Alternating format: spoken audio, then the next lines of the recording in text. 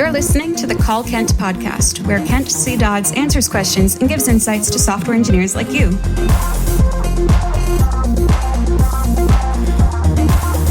Now, let's hear the call. Hi Kent, my name is Carlos. I have a question about the learning curve of your courses and how they can be affected by current AI tools like GitHub Copilot. For instance, I'm doing the App React Dev course and sometimes the Copilot completes the exercise. Most of the time it completes with practically what I was going to do, so there is no harm there. Actually, it saved me some time, which is great. But I believe that it might affect the learning effectiveness of the course for some people. I'm really interested in knowing if you took this into consideration recently. If you did, how do you pretend to address it in the courses? And that was the call. Here's what Kent had to say.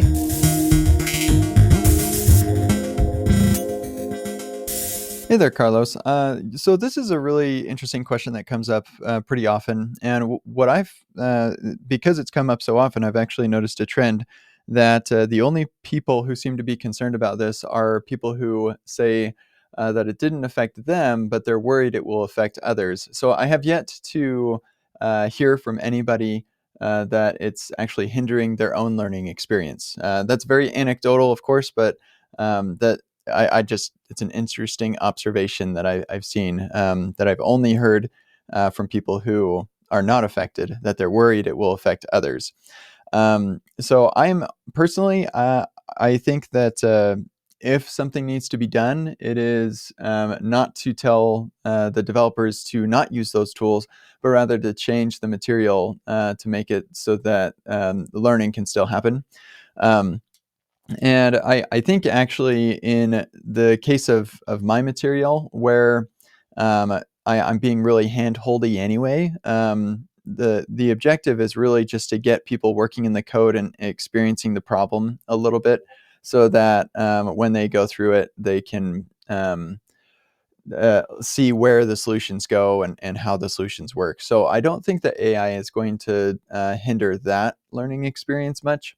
And honestly, in the real world, they're going to be using AI. And so this is actually one of the reasons why I typically don't want to do anything like in-browser editors or anything like that.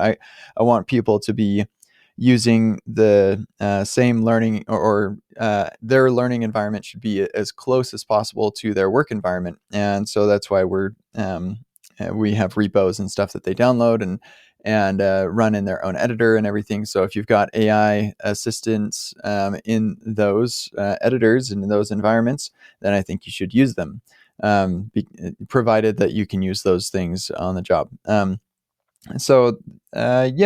haven't really been too concerned about whether AI is impacting people's learning, because I don't really think that it is. I think learning how to effectively use AI assistants is a really important part of, or is really important because it's an important part of the development process these days.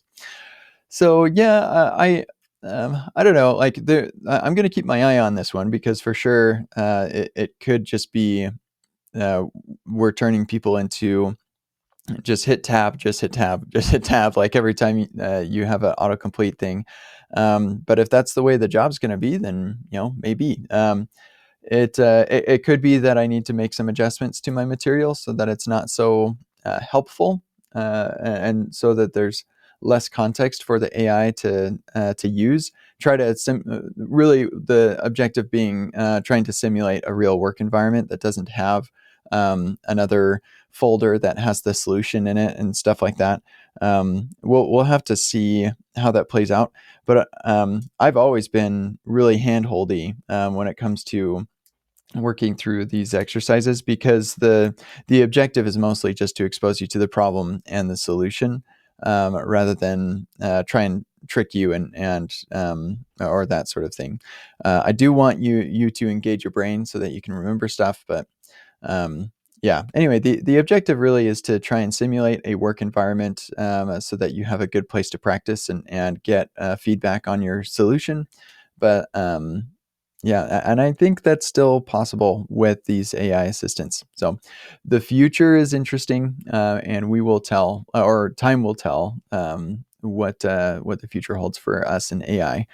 Things are changing just so rapidly that I don't think that it would be prudent for me to make big changes based on the current state of AI either, because who knows what it's going to look like in the future.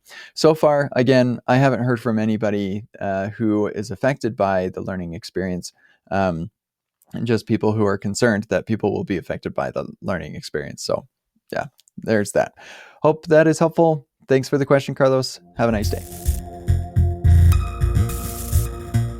This has been the Call Kent podcast. Learn more about Kent at kentcdodds.com and get your own questions answered at kentcdodds.com/calls.